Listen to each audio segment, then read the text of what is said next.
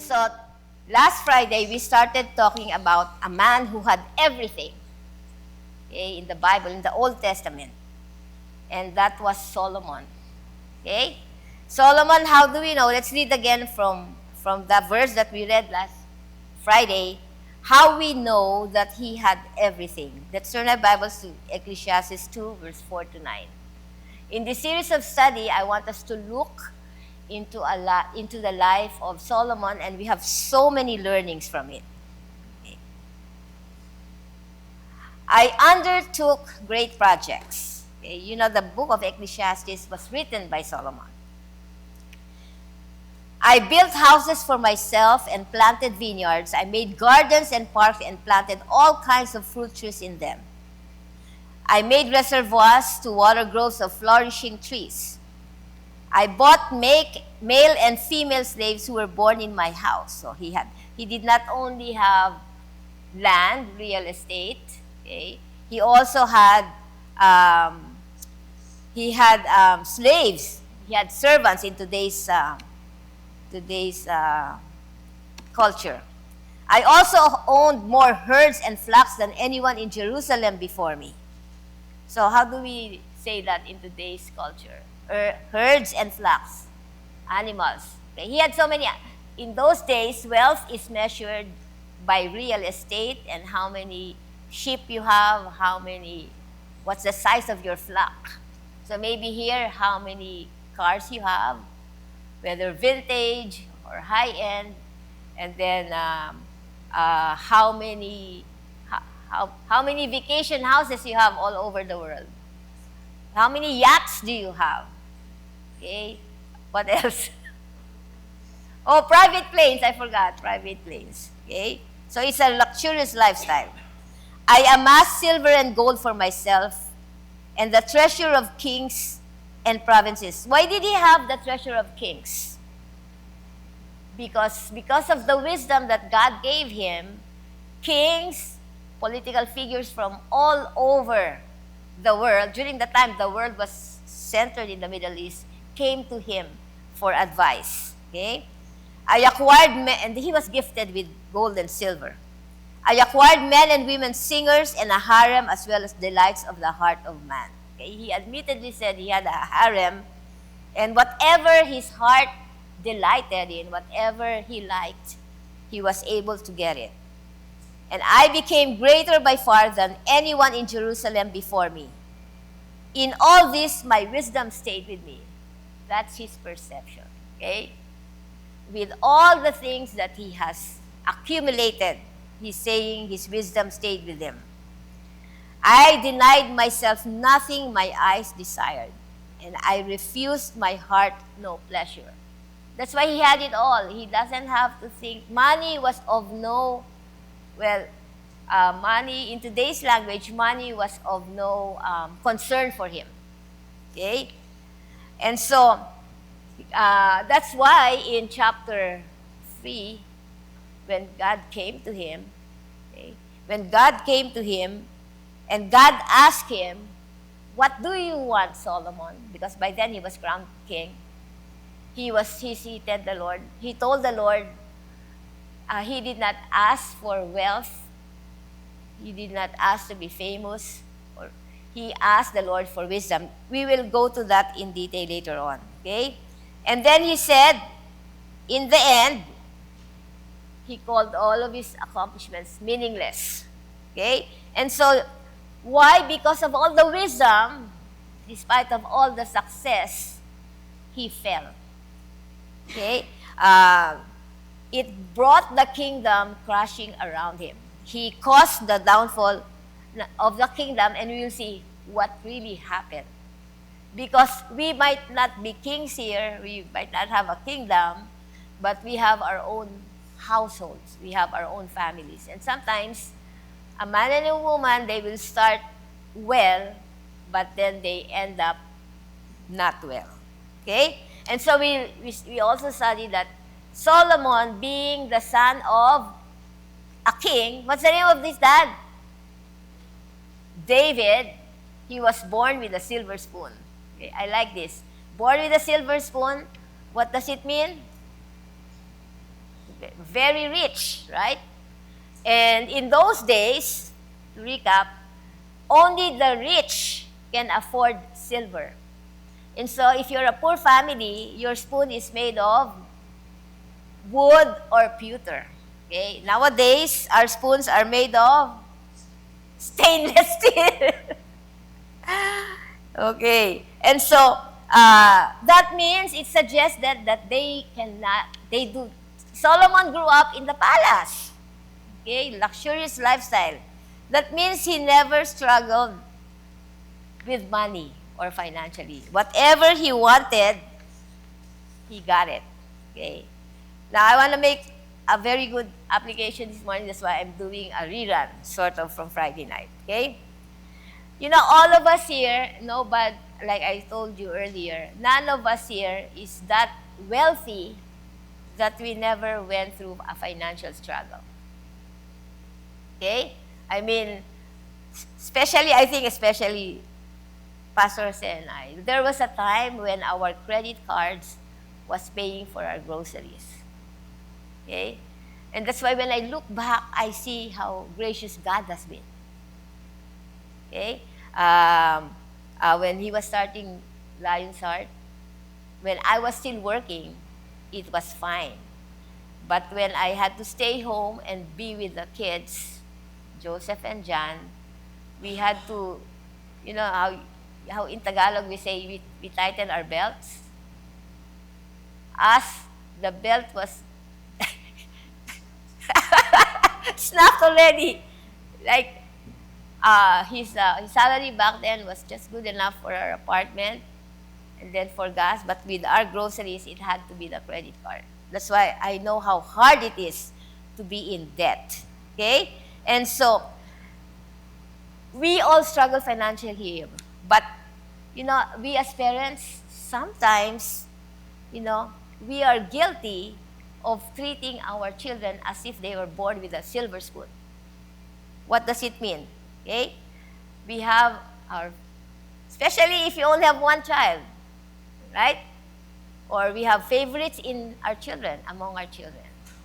Or we have our spouse. Okay? We favor our spouse so well that even though we cannot afford it, what do? We buy what they want. We don't want to deprive them of their heart's desire, or we don't want to deprive them of what they want. Or sometimes it's not we don't want to deprive them. We don't want to deprive ourselves. Right? We buy it because we want it. Okay? Like, you know, how do you know when you cannot afford something?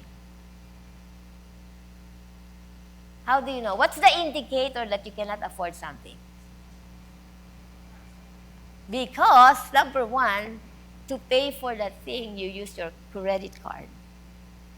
And you don't have the means to pay that product when the bill comes.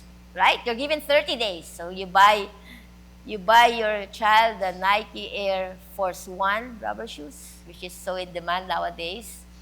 How much is that? $100?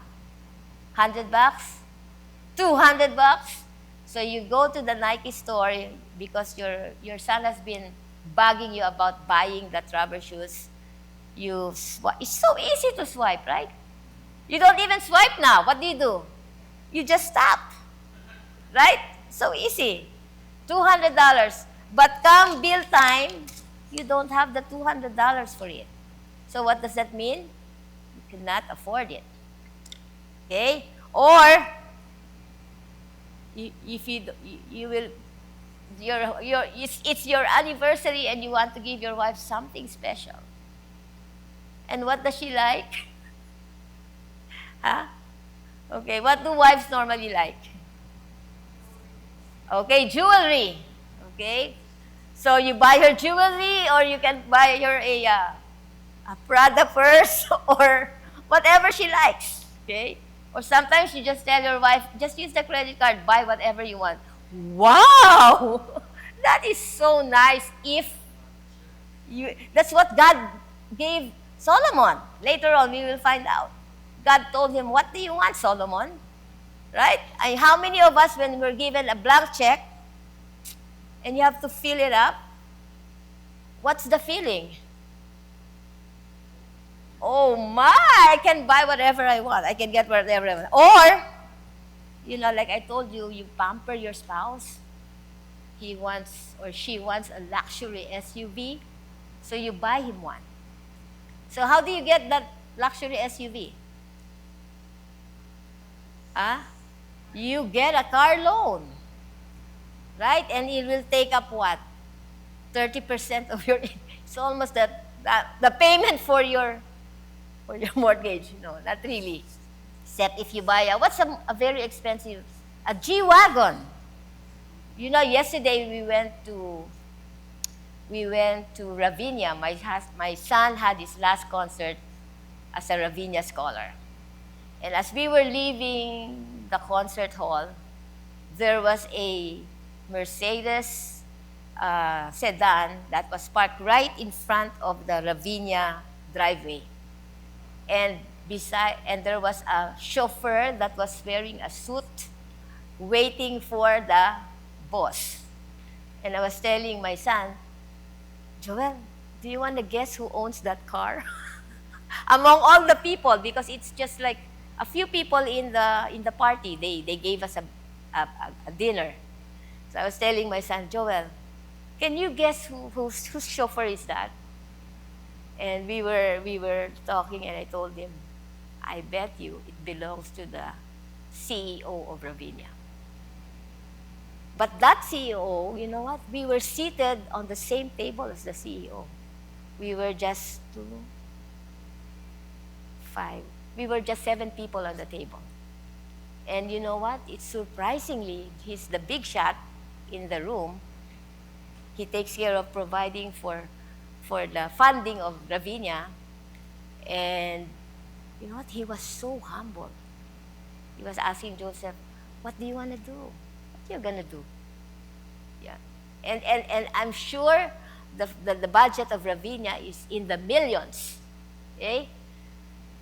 You see, in the Bible, Solomon started as a humble guy, right? Why? Why do you say he was humble? Because when God told him, what do you want, Solomon? Solomon said, Lord, I want you to give me a discerning heart so I will be able to distinguish right from wrong, so that I can govern your people well, so he can act in justice or with justice. See, what a very nice heart. But sometimes, most of the time, we all start with a good heart, right? We want to serve God, we want to help people, we want to give back to the people that we love. Sometimes along the way, it's gonna get corrupted. And one of the ways by which we get corrupted, it's because of the people that we grew up with, or it's because of the atmosphere or the ambience or the environment where we grew up with. And we will see that in Solomon. Okay? So please, don't misinterpret me that if you want to give these expensive things to your loved ones, you don't. Okay? You give it to them if you can afford it. Say, if I can afford it. Okay. So a lot of us, we went through with it, are in debt. I mean, heavily in debt.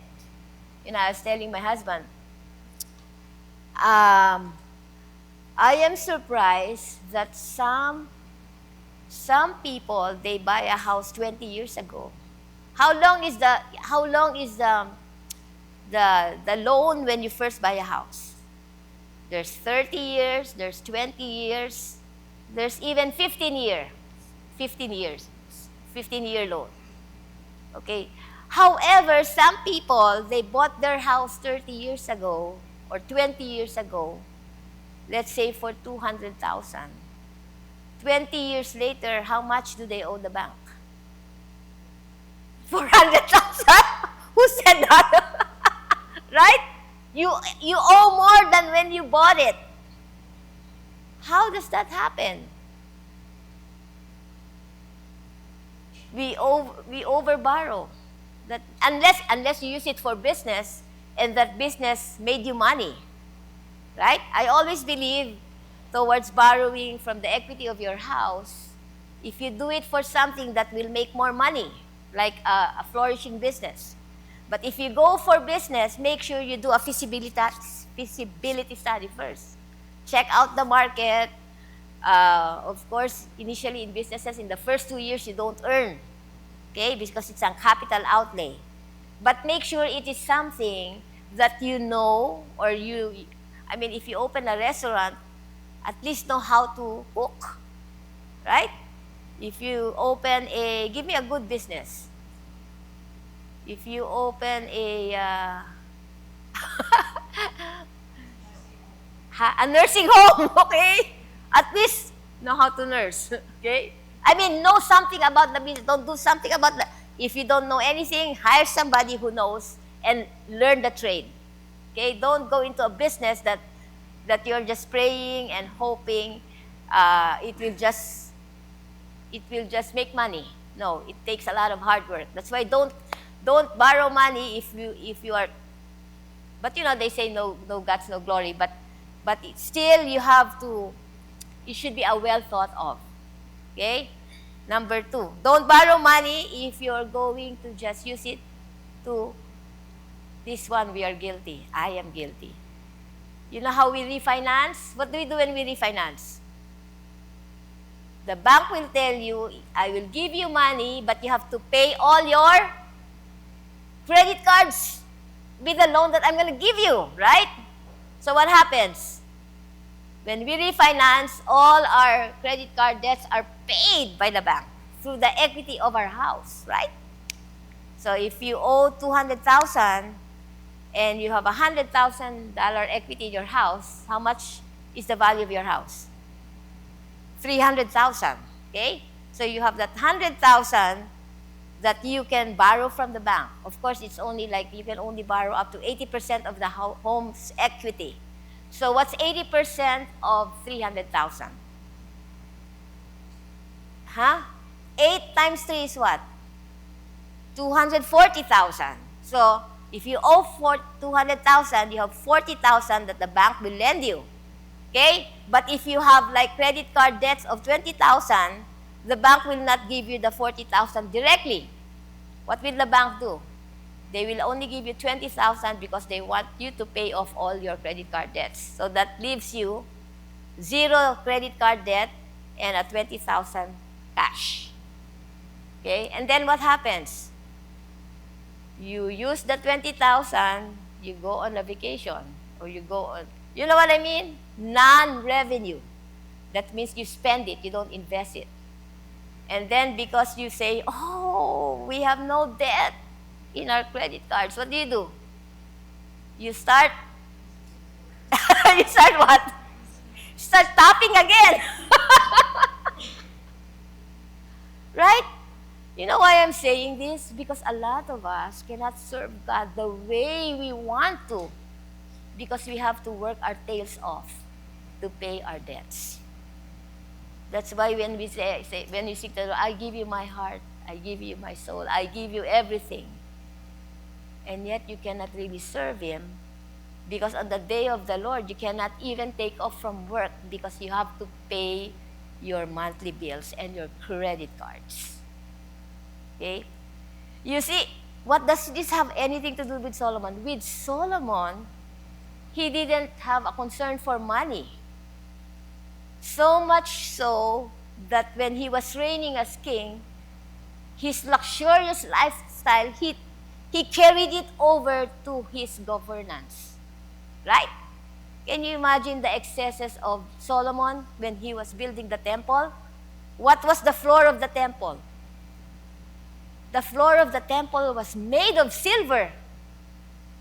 We will see it as we go through it. Okay? So, what's the first lesson that we learn? Okay? Don't treat your kids like they're born with a silver spoon. Okay? Don't give them everything that they like. Don't give them, it says here, Solomon was saying, I denied myself nothing that my eyes desired. I refused my heart no pleasure.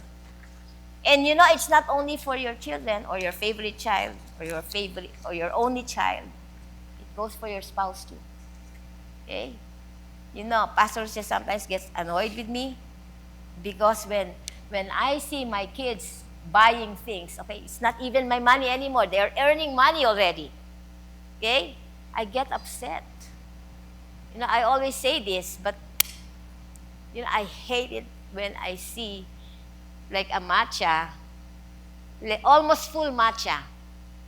Okay? What is it with the young people? They just want a sip.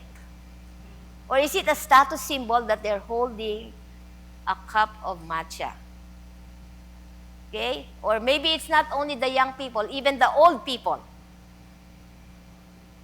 Old people too. Okay? But if you can afford it, that's fine. But if you cannot afford it, don't get it. Okay? You will just bury yourself in debt. Borrowing money should be used for something that will make more money. Okay? Understand? Okay. Or something that will be of value.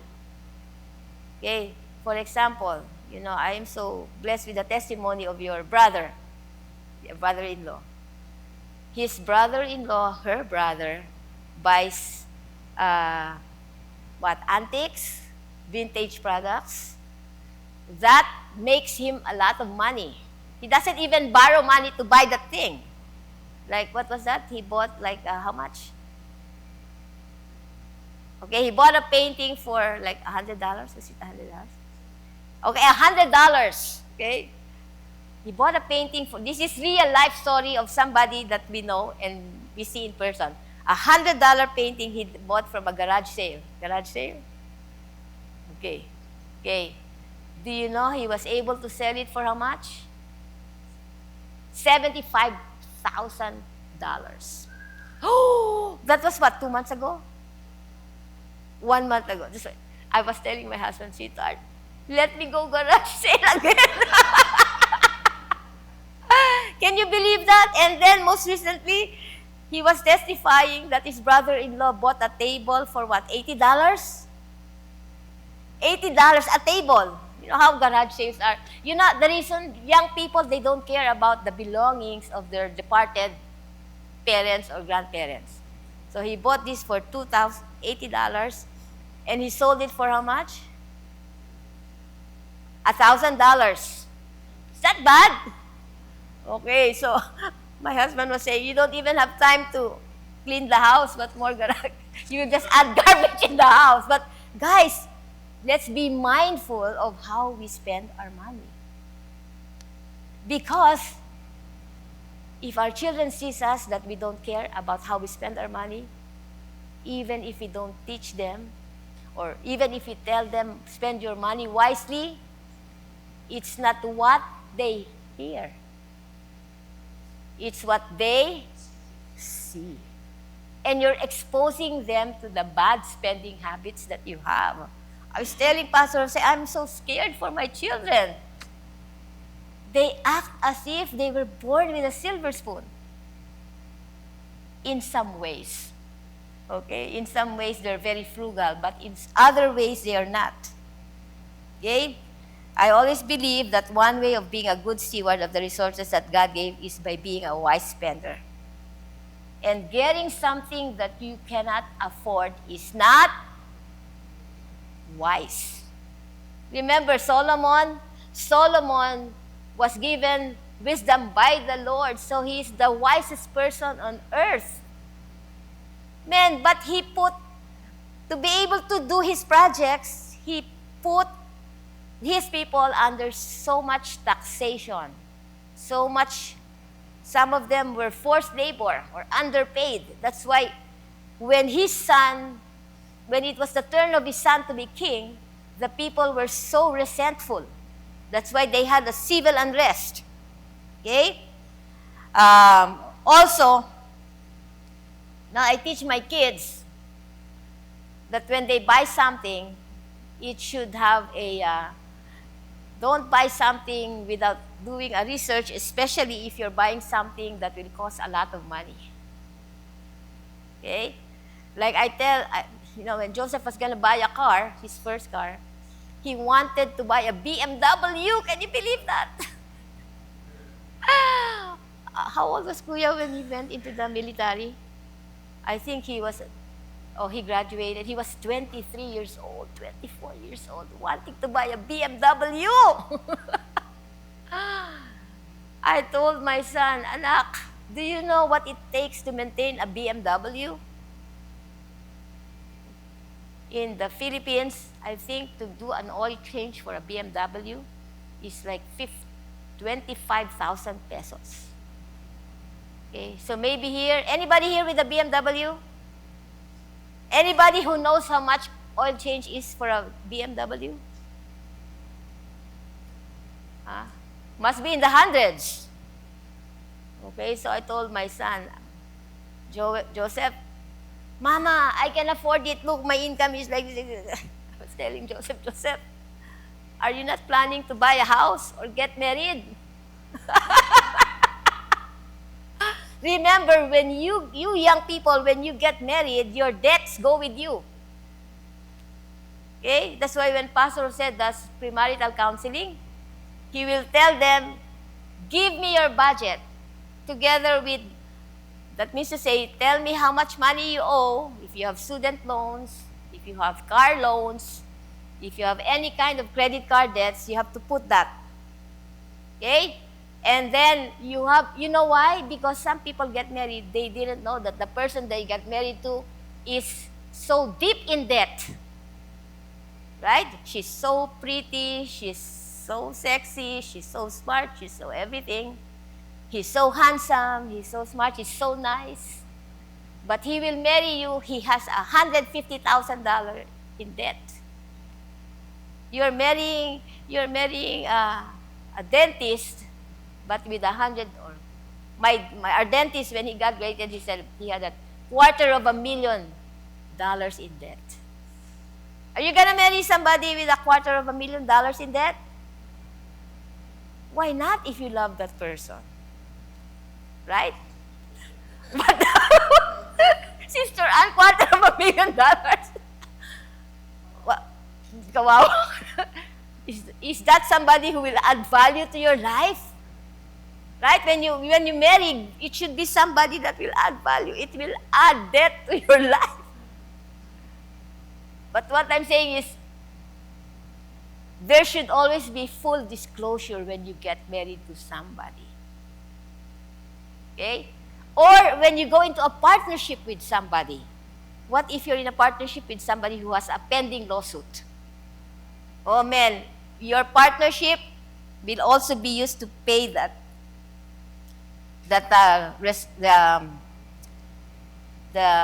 respondent. Okay? And don't buy anything because of status symbol. Look at Solomon. I mean, Solomon was really so excessive in all his ways. He was so used to being the son of the king, and now he's king. He thinks he can get anything that he wants.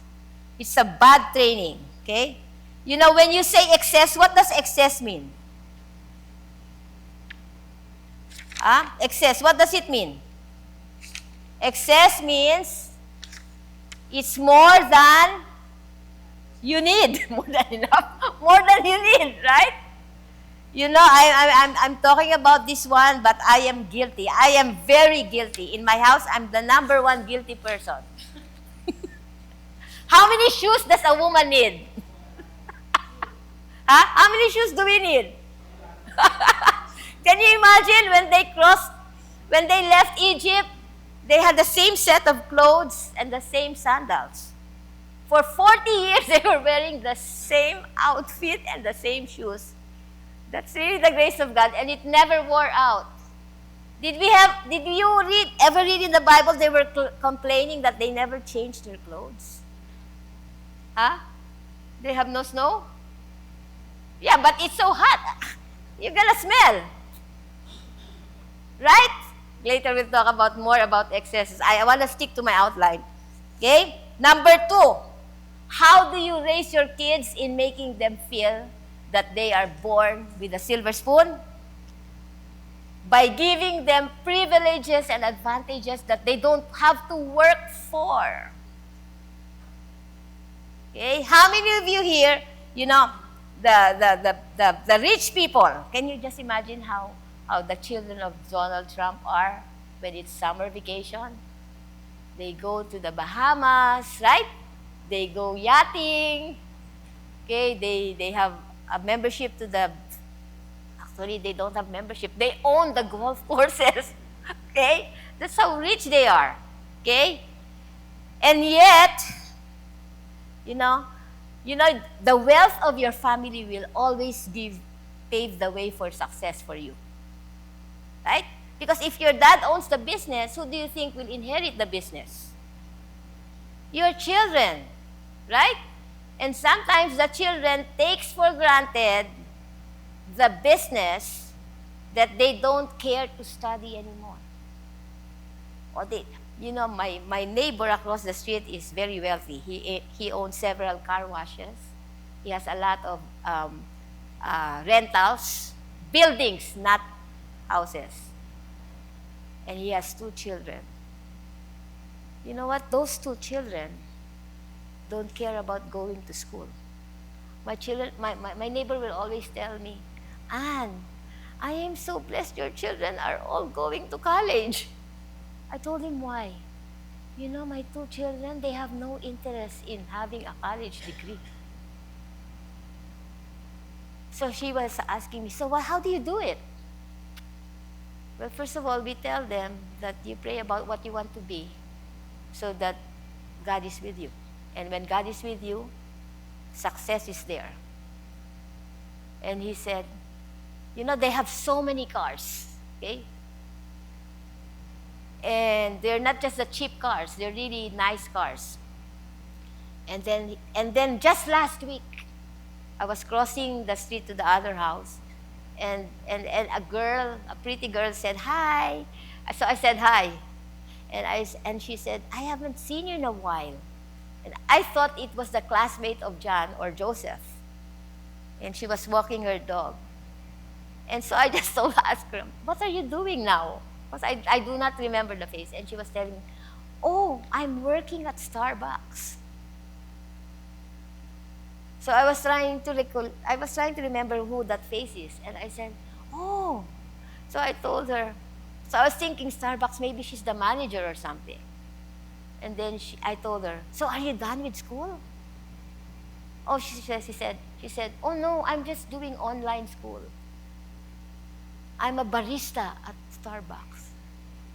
And she's the age of, between John and, I think she's the age of 1 year younger than DJ. So the sentiment of that mom and dad of my neighbor is really true. She cannot force their children to go to school and study hard.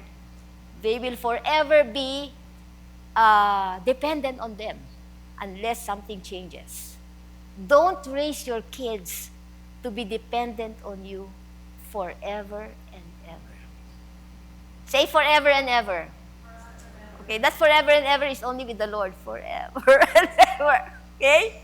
I told Joseph, I told all my kids, when you get married, you have to really study hard. Like yesterday, Joel, we were telling him, Joel, you need to really study hard. You're the only one who's still far from finishing college. And then he was telling me, oh, Mama, when I get married, my wife will stay home like you. Whoa! I was telling Joel, you can only afford that if you study well and your income will be enough for your household. Okay? I didn't say overflowing. Enough is fine. Okay? There are some privileges and advantages that we give our kids. What is a privilege? Okay? That means it's an advantage, a benefit, or a favor. One of the things that we don't realize is a privilege that we give our kids or that we grant our kids is the privilege of not doing chores. Wow, everybody is quiet. Right? Only rich people can afford to hire dishwasher, to wash clothes, to to mow the lawn. Right now I'm very upset with John when he gets back. You know why? He has not mowed the lawn. And now I have no choice but to ask Joel and James to take over the lawn. I even talked to your husband if he can teach my sons how to operate the lawn mower because it's not working properly. Okay? Because John lives in the other house, it is his responsibility to take care of the mowing of that property. Don't make your kids feel so privileged, favored, that they don't have to do any chores. You're gonna be doing it say forever and ever. Okay, ayaw nyo na lang forever and ever. Can you imagine? The thing that went to my mind, I was so pregnant with Joseph, I was 52 pounds. I gained 52 pounds. I cannot even reach the sink anymore. And I was still washing the dishes because I'm living with my brother, Mandy, who is not used to doing housework. And I'm living with a husband who is so busy, he cannot do the dishes. But I still did it. But I don't want to be 80 years old, I'm still washing the dishes. I don't even want to be 70 years old and I'm washing. 70 is what? 70 is 8 years from now. That's why I told my children, you guys, you will have your spouses when we have a family gathering. Make sure that your wives, okay, say wives, and husband, okay, because I have one daughter, will cook and will wash the dishes and will clean the table. As a mom, one of the things that I look for in the future spouse of my children, okay, is somebody who comes to my home and tells me, it's music to my ears, Sister Ann, can I do something for you? Oh, that's music to my ears. I mean, can you imagine me having a daughter-in-law when we have family gathering? She's just going to be seated in the couch, going through her phone. That's a rich kid. Not really. That's a lazy kid. Okay? My dad used to tell me, when you get married, I'm teaching you hard work because I don't want your husband to come back to me and say, Mr. Besa, I'm giving back Ann. She's so lazy. She doesn't do anything in the house. Right? Look at your children right now. Are they living like they're born with a silver spoon? Huh? Whose fault is that? It's our fault. You know who is so guilty of this? People who have an only child. Or people who play favorites among their children. Okay?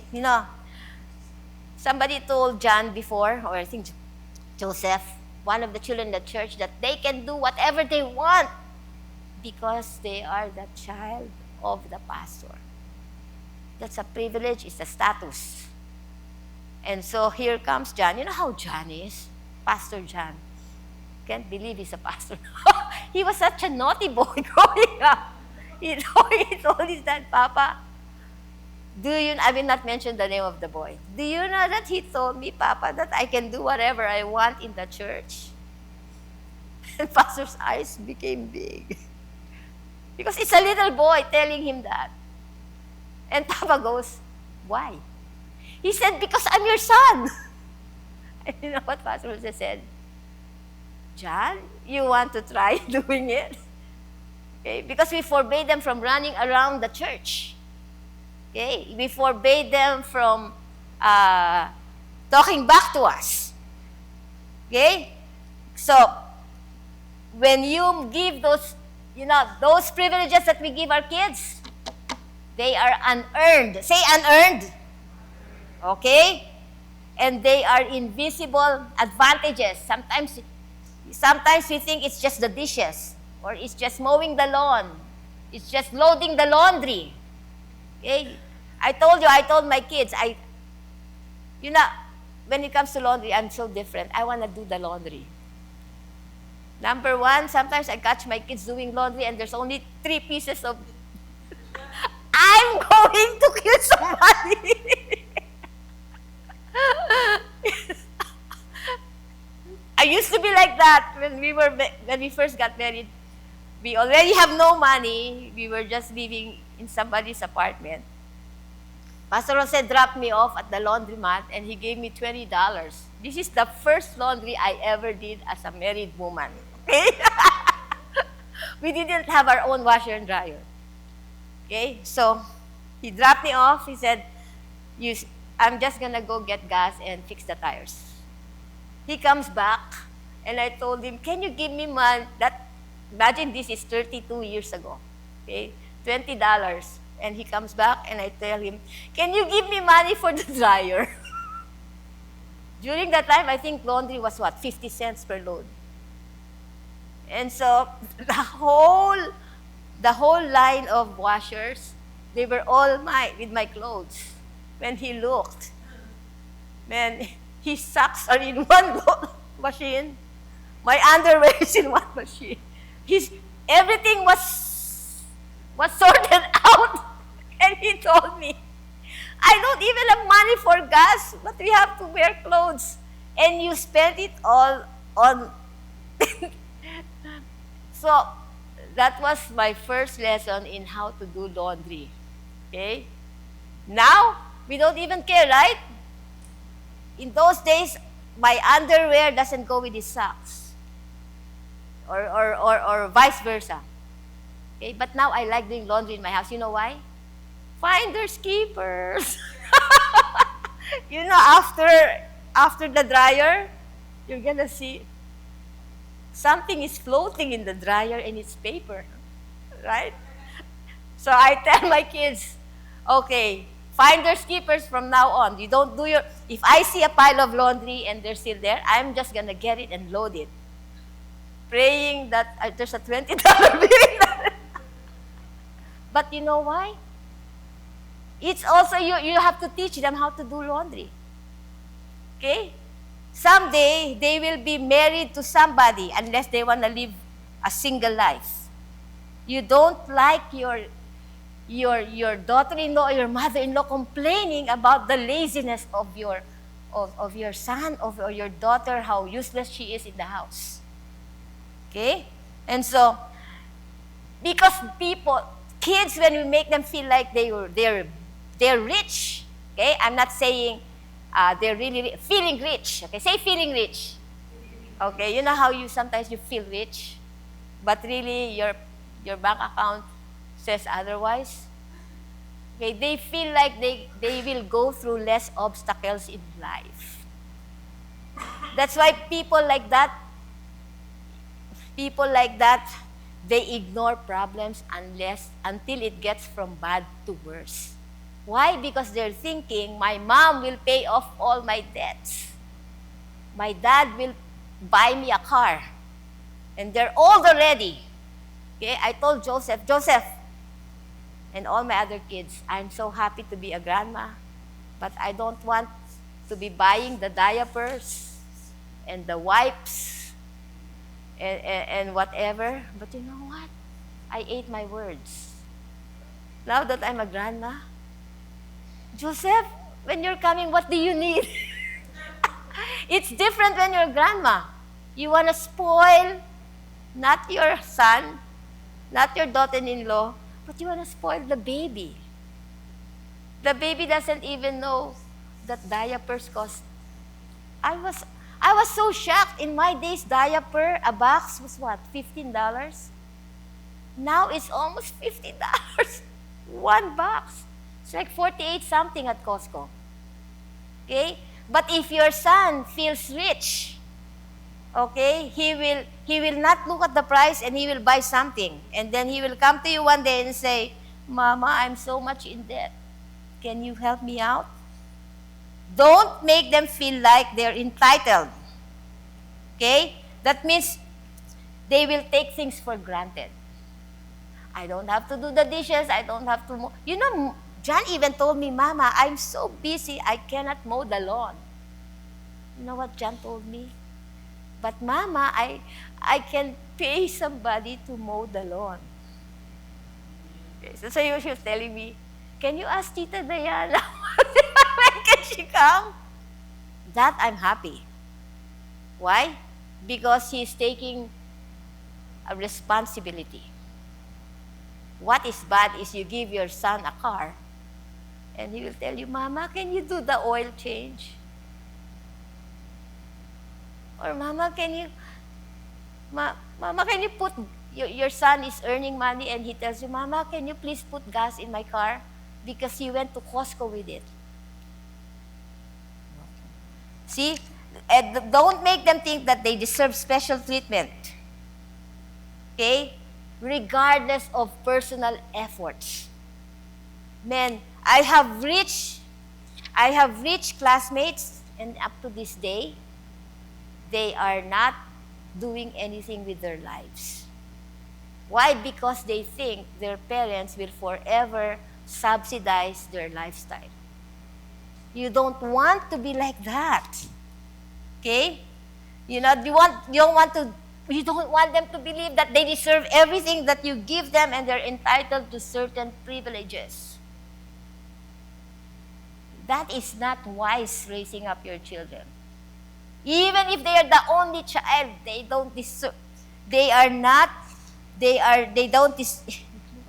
We are a child of God, right? Do we deserve everything that He gives us? We don't deserve anything. That's why what He gives us is unmerited favor, unearned. It's grace. But we reciprocate. I mean, I was so blessed last Friday night. I don't know if it's true, but one of the young people told me, Tita Ann, after the service, I'm going to wash the dishes for the whole summer. Whoa! What do kids do during summer vacation? TV, internet, social media. They're so busy. Sleep late, binge watching, And what are you doing? You're working your tails off. The least that they can do is cook food, right? Give your mom and dad breakfast. Doesn't take a lot of effort. How do you make coffee? And then fry an egg, boil an egg. I mean, as a parent, I am so happy James will come and say, Mama, I'm gonna make breakfast. The problem is he cooks so well, but he leaves everything unwashed. And so, you know what? What happens, when we raise kids who feels like they are born with a silver spoon, okay? They will always expect somebody to cater to what they want, not only what they need, simply because you are their child, or simply because you are their spouse, or simply because they are your parents. Sometimes our parents are guilty of this. See? And usually people who feel so entitled are so arrogant. You know what I mean? So it's not just our children, it's not just our spouse, it's not even just our parents. Sometimes even our siblings, they feel like they are so, when you go back home, some of your siblings feel so entitled to the dollar that's hard-earned. Okay? They have an exaggerated sense of importance. They feel like without them, you would not have succeeded. That's how people, that's, you know, I'm 62 years old. I realize people, you know, like I told you earlier, the most humble people that I've spoken to are the richest people. I have rubbed elbows with very rich people, but they're the most humble people. Okay? They can fake it, but they're very humble. Okay? So most of the people who feels rich, who acts rich, are very arrogant people. They come hand in hand. They feel so superior, a false sense of superiority. Okay? That sometimes they believe that they are smarter than you, they know everything, and they're more important than you. Okay? And you know, most of all, they're so conceited. Say conceited. Okay. You know, with Solomon, it's all about himself. So much wisdom that God gave him. How can it not be so much about himself? Can you imagine you married so many women? So how can you take care of them if you have so many women? Isn't that conceited? You want them to take care of you. I mean, it's even hard to take care of one spouse. What more of 2, 3, 700? How can he take care of his children even if he has all the servants? Remember, our children doesn't just need food. It's not just material. Also, you know, look at the attitude of your kids. Are they condescending? Do they look down on other people? Because children who feels like they're born with a silver spoon, they look down on other people. Believe me. You know what? And so, very haughty, okay, and very dismissive in their behavior. You tell your child, anak, I think this is a better way of doing it. But they tell you, no, mama, this is better, just do it my way. You know how many of our kids are like that? They teach you what to do instead of you teaching them what to do. They're very dismissive. They are now the parent and you are the child who is supposed to follow whatever they want. Now everybody is so quiet. You know, they ignore you. They devalue you. I tell my children, you know, you are smarter than us. Okay? You are smarter than me. But I'm your mom, so you follow me. Okay? Sometimes, you know, I told my daughter yesterday, we were together when we went to the concert. You know, sometimes I see my relationship with my daughter, I see my relationship with my mom. I always fought with my mom. You know, my mom will always tell me, Ann, don't do this, don't do that. I will tell my mom, Mom, why do you have to tell me what to do and not what to do? So I was telling my children, you know, these chicks, wow, ano to? Sagana sa sampal. Meaning to say, I have received so many slaps from my mom. Have I ever slapped you? That's not child abuse. Okay? Because I will tell you, when you ignore the bad attitudes of your children, that is child abuse. You have to be able to correct your children. Okay? They don't value your opinion anymore. I tell my kids, save your money. Let's buy a house. You buy a house. Save your money. But they want their new shoes. They want their new clothes. I told them, learn from my mistakes. My dad used to tell me, why are you spending so much money on clothes, on shoes, on bags? You know what was my feeling back then? I can afford it. I'm telling you, it's better to learn from the mistakes of other people than for you to make your own mistakes. You children, listen to your parents. Amen? But if your parents are making the mistakes, don't copy them. Okay? You know,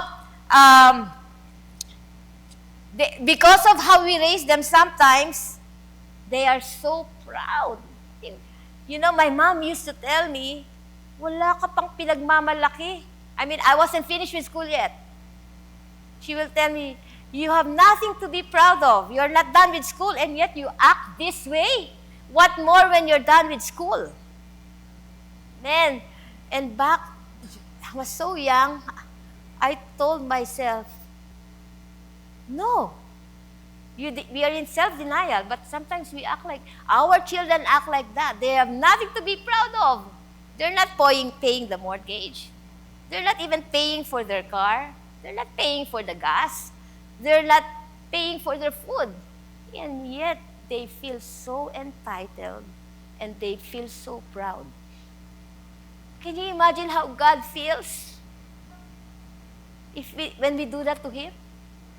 When we forget Him? God says, I'm giving you the ability to breathe. You don't even consult me with your decisions. I'm giving you the ability to walk. You can fall, and that's forever you're lame. You see, when you wake up in the morning, you didn't even bother to say, thank you, Lord, that I'm still alive. You know, when was the last time you told the Lord, Lord, I love you, and meaning it? You know, when did you do your devotion, not in the bathroom reading the daily bread? Is that what you do? You know, a lot of us, we ignore God. You know, we don't only, the way your children are acting towards you right now, check how you are acting towards God. Of course, there are some children who are really walang hiya. What's that in English? Shameless. Okay? You know, when we talk of a person with entitlement mentality, that person is spoiled. Okay? And because they are spoiled, they are so out of touch with reality, they think they can buy everybody. They think everybody has a price. Okay? And so for them, they have a hard time overcoming hardship.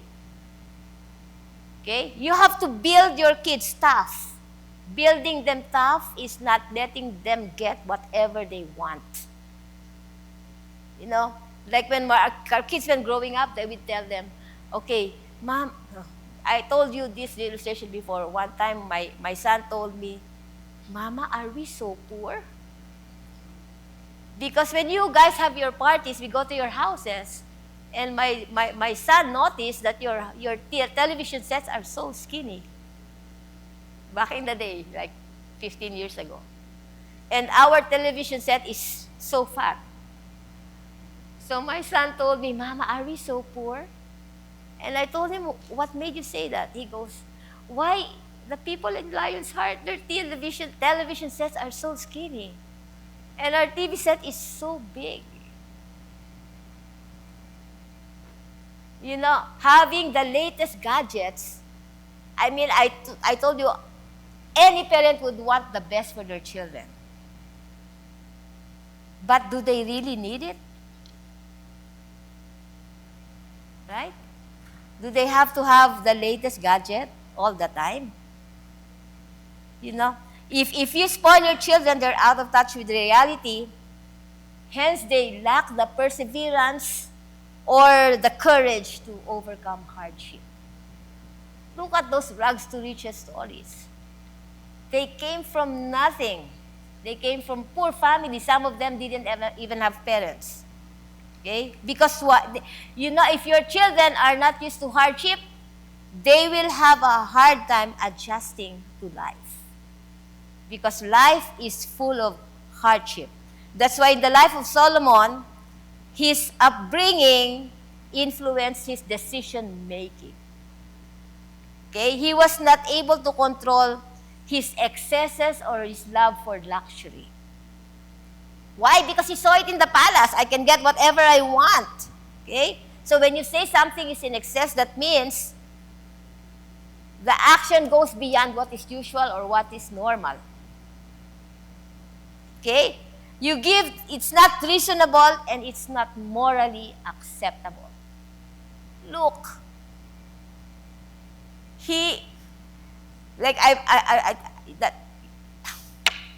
You give them more than what is required. Okay? There's no moderation anymore. um, Solomon compromised his relationship with God just to please his wives. He cannot even control his, what do you call that? His urges. Can you imagine? Of course, some of his marriages are out of political decisions, but do you have to really get 700 wives for yourselves? It ruined Solomon. Excess is like when you have too much food, too much drinking, too much alcohol, too much drugs.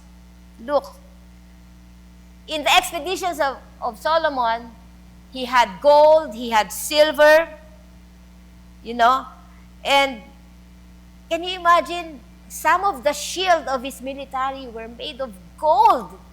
Why is that such a lousy thing? Because gold is so soft. Right? And how can gold shield you from somebody's sword when it can go through the gold? That's why hindi na tama. There are so many things, while I was doing my, when he did the temple, how long did it take to complete the temple? 700 years and very elaborate, full of gold, full of ivory, full of those things. And yet, see, look at this. When he built his own house, he built a house that's twice as big as the temple. Bigger than the house of God. Like I told you,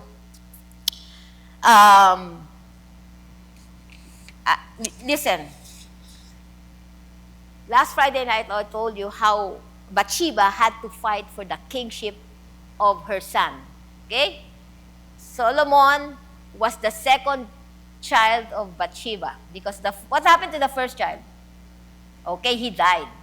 Okay, he was the product of the peeping Tom of David. But because after that, there's no record that Bathsheba had other children. So she only had Solomon. That's why they were very close. That's why, you know what? If you look at it, he wrote the book of Proverbs. He was always referring to his mom and to his dad. Okay? Let's look at Proverbs 1 verse 8. Look. In not so many words, he kept repeating it, but look at Proverbs 1 verse 8. He said, "Listen, my son, to your father's instruction, and do not forsake your mother's teaching." Okay, this is Solomon talking. "They will be like a garland to grace your head, and a chain to adorn your neck." Okay? The picture here of forsaking, like God says, "I will never leave you nor forsake you." Okay? Meaning to say, when you have something very valuable, you do not neglect it, you do not ignore it, you do not forsake it. Forsaking is when you turn away from something that's supposed to be very valuable to you. Okay? Like Solomon is saying, do not forsake your mother's teaching or your father's instruction. Because whatever your mom is teaching you or your dad is teaching you or instructing you to do, that is very valuable. Do not turn away from it. Okay? And here, Solomon is saying, because his dad would always tell them, make sure you follow the ways of the Lord. Make sure you walk in his ways. Okay? But what did he do? He turned away from the instruction of his mom and his dad. That's why I'm telling you the importance that you give them the right instruction, the right teaching. Okay? One of the ways by which we do the forsaking, okay, is not that we just turn away from it, but we ignore it or we neglect it. Right? It's not the Bible, it's the Word of God. Okay? That's the teaching. When you say you're neglecting something, what are you doing? You are paying little attention or no attention to it. Like your mom will tell you, throw the garbage. Every Wednesday morning is our garbage day. You know, my husband will see Friday afternoon after the garbage guys have left. The garbage bin is still inside the driveway. It's not outside. And so we will have two weeks of garbage. We will try to fit it. Okay? Only because they neglected the instruction. Okay? Yeah. They disregarded it. You know, how many of your teachings do your children disregard? That means to say, you know, the Koreans, Pastor Say will tell us that the Koreans, when they have a building or house, they will neglect it, meaning to say they will not do anything, they will not attend to it. Can you imagine? You know, I admire you guys, Manang Seni, Jessica, Michelle. You attend to your garden. You know, you take care of them very well. I hope you just don't take care of them more than you take care of your children and your spouse. Okay? Because one of the ways, if it is, you know, yesterday, Joseph called me, and Michaela got the phone. And she said, Mama, look at this. I have something to show you. Okay, so the camera focused on, you know what a PAX cabinet is? A mirrored PAX cabinet. It's the cabinet from IKEA that's from floor to ceiling and with mirror doors. So it can put a lot of clothes in it. And Michaela said, look, Mama, look what Joseph got me. And I looked at Joseph and I told them, Joseph, you ate your words. Because Joseph said, I'm never gonna buy a PAX cabinet because my mom made me do all kinds of PAX cabinets. and then Joseph was telling me that the lady who sold it to her said, whoa, because he had to disassemble it and he had to assemble it in his house. And Mama, you know, Joseph was saying it proudly. The woman who sold it to me told me, Mama, son, you look like you know what you're doing. He said, I'm experienced. Brother Lawrence, PAX cabinet. I'm experienced. It's so nice to see Brother Lawrence and Brother Brian in service. Say thank you, Lord. Yeah, for their healing and full recovery. Continue to keep them in prayer. God is so good. Okay? That's why we can't afford to neglect the word of the Lord or to ignore it. And so going back, Joseph said, I said, Joseph, you should have told the lady you are a pro when it comes to PAX cabinet. But then, you know what my son said? Mama, that's the last and the first cabinet I'm ever buying for Kayla. Okay? You know, when you have a lot of kids, you need cabinets, right? My husband will always insult me about the cabinets, but we need cabinets, like, okay, all moms, do we need cabinets? Okay. And so Joseph said, that's going to be the first and the last cabinet that I buy. You know what Michaela said? Wanna bet, Joseph? That's the influence of the wife. She's a fast learner. Your daughter is a fast learner. So, do not disregard your mother's teaching. Okay? I'll ask you now, are you ignoring or deliberately paying attention to the word of the Lord? If you are ignoring the physical mom or the physical dad that you see every day, if you are ignoring their word, what more God that you cannot see? That's why you train your children to be obedient to you, because if they're obedient to you, they will be obedient to the Lord. But if you ignore the rebelliousness, how can you expect them to be obedient to the Lord? Okay? And so, you know, being neglectful, okay, because we're going to go into the neglect. You know, later on, Solomon, we know because he deteriorated so much with following God, he literally did not only ignore, he neglected the word of the Lord. Look, as parents, when you say, you know, when we don't give proper care to our children, that is neglect, right? Okay, when we don't feed them properly, is that neglect? If we feed them only junk food, is that neglect? Yes. Okay. How about if we, when you're not paying attention to your children, is that neglect? Yes, you can give them everything that they want. You can give them food, clothing, and shelter, but if you don't spend time with them, is that neglect? That is still child abuse. Okay? Look, God has given us everything. Like I told you, the air that we breathe, the ability to do things, the mind that can think. But we can be neglectful of the Lord.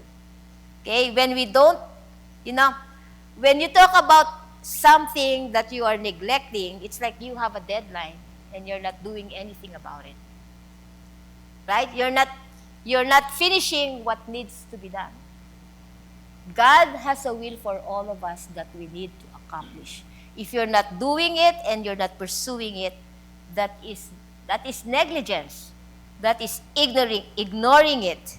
Okay? That's why when you ignore, even our old parents, if you're not taking care of them, okay, that is what you call as what? Elder abuse. Very good. Okay? So you, children, okay, even if your parents are not that old yet, okay, especially those with old parents, if you are not taking care of them, you are guilty of elder abuse. And you children, if you're disrespecting your parents, you are guilty of elder abuse. Right? Disrespect is a form of abuse. Right? I mean, if you are threatening their health, if your children gives you a lot of stress, stress is supposedly the number one killer. It causes heart attacks and strokes.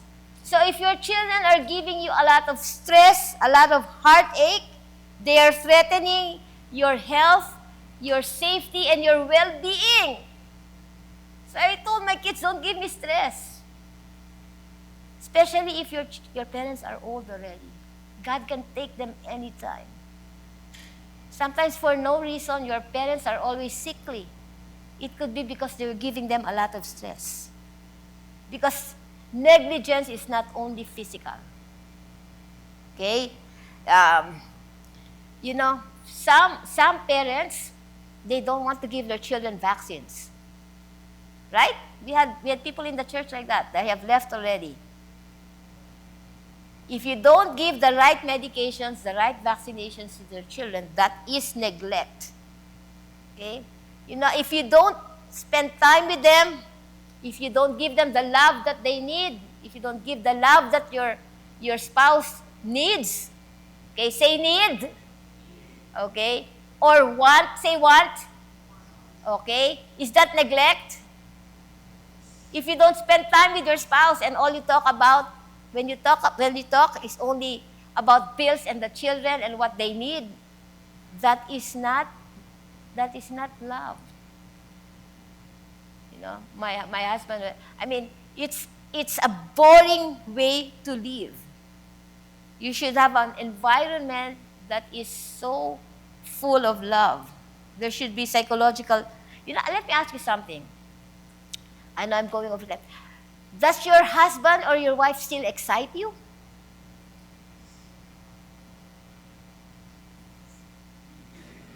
Do you still get, do you still get goosebumps? When you lie down together in bed, do you still feel like butterflies in your stomach? Do you still feel that? I'm telling you, I have been married for 32 years, and Pastor Rosel and I, when we get together, we still feel, if not, we might be less, how do you call it?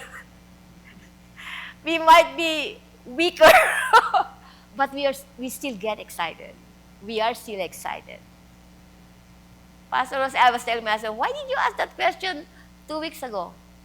He asked you, how's your sex life? Is there still excitement in it? Or are you bored? Or you do it for the sake of doing it, but you're not looking forward to it?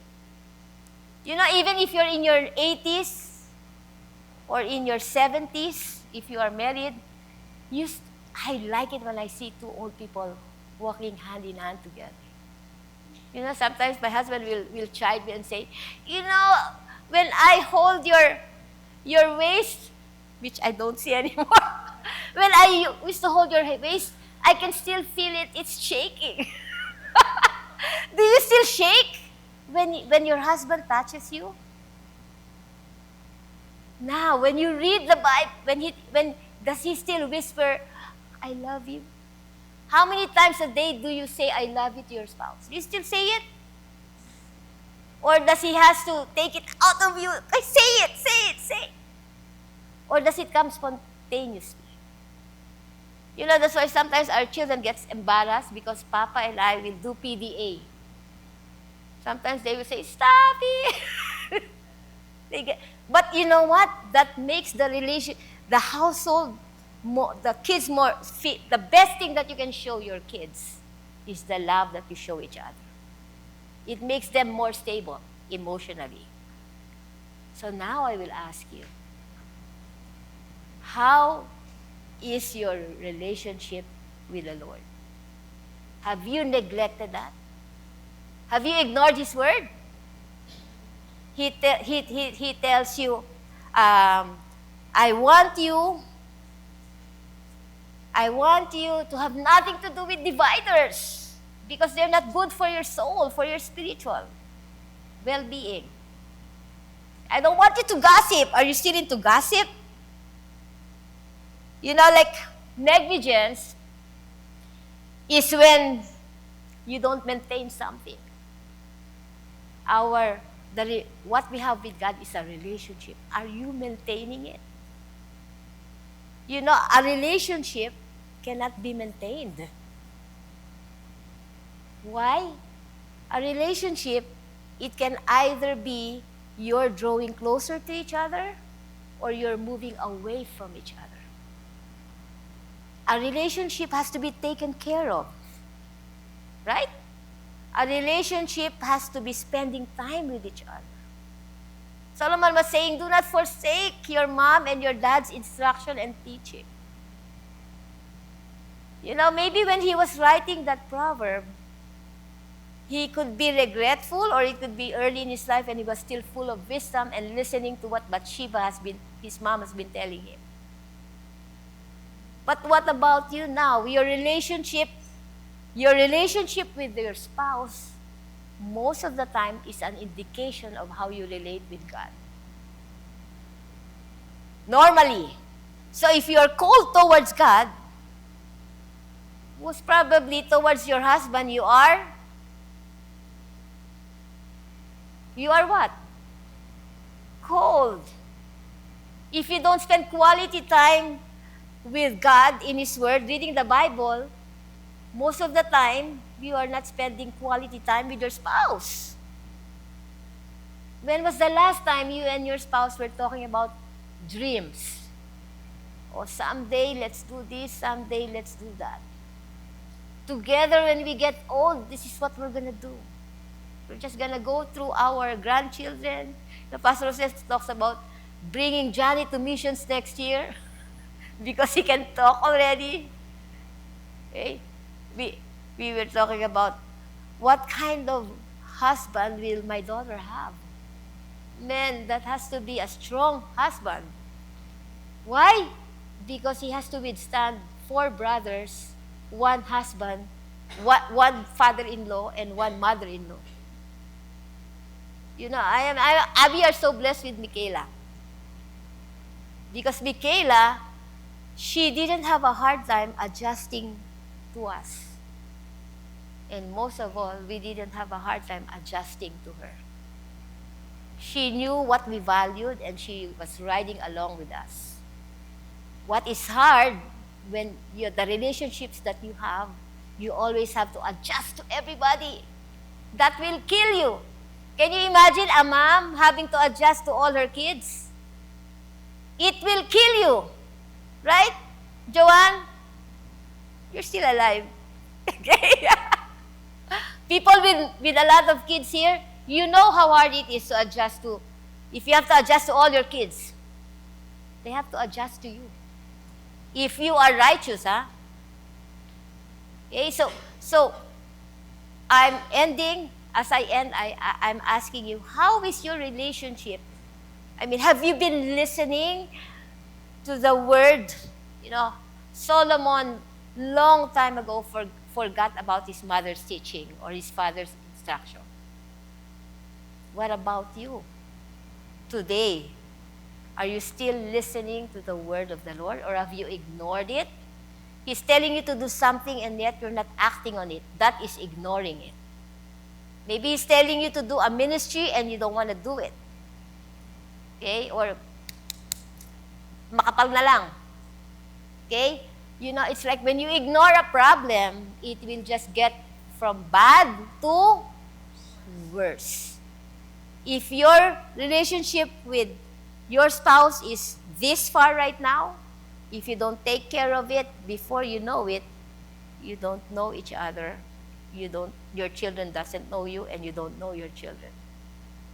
Do you know whom your children eat lunch with? Do you know whom they talk to most of the time? You know, look, one of the teachings that we tell our children is make sure you give your tithes to the Lord. Right? Because we want them to be blessed. God has blessed us because we are faithful. We do our best to be faithful. We give God what is due Him. If you don't pass that on to your children, don't expect them to be blessed. Being blessed is not just about money, not about dollars and cents. Being blessed is total being, body, soul, and spirit. Okay? Always remember that my son is earning $20,000 a month. He is blessed. That is not blessed if he's got a broken marriage. Okay? Make sure you teach your children the word of the Lord and that they will not forsake it. If you see them not coming to church the way they should, make sure you reel the line and tell them. Because if you're ignoring that, before you know it, they don't want to come to church anymore. If you see your children having relationships that they're not supposed to be having, don't turn a blind eye. Tell them, I don't want to see you talking to that person.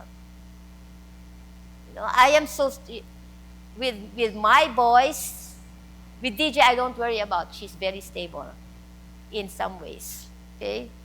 But for example, my boys are so young, they have crushes, I tell them, listen, forget about your crush, go back to studying. That's why they're children, they don't know what they're doing. Don't let them think they know what they're doing. That's why we don't know what we are doing.